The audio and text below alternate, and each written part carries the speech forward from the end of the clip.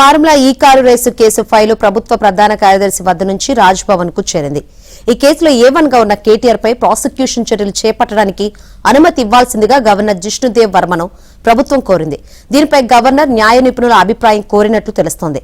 Formula ఈ car race case దర్యాప్తు చేపట్టిన ఏసీబీ తమ దర్యాప్తు పూర్తయిందని, కేటీఆర్ పై ప్రాసిక్యూషన్ చర్యలకు అనుమతి ఇవ్వాలని కోరుతూ ఇదివరకే ప్రభుత్వానికి లేఖ రాసింది. ప్రభుత్వం ఆ లేఖను, ఏసీబీ రిపోర్టును విజిలెన్స్ కమిషనర్ కు పంపించింది. ఏసీబీ రిపోర్టును పరిశీలించిన విజిలెన్స్ కమిషనర్ నిందితులపై ప్రాసిక్యూషన్ చర్యలు చేపట్టవచ్చంటూ క్లియరెన్స్ ఇచ్చారు. అయితే కేటీఆర్ ప్రాసిక్యూషన్ చర్యలకు గవర్నర్ అనుమతి అవసరమైనందున విజిలెన్స్ సిఫార్సుతో పాటు ఏసీబీ నివేదికను గవర్నర్ కు సీఎస్ పంపించారు.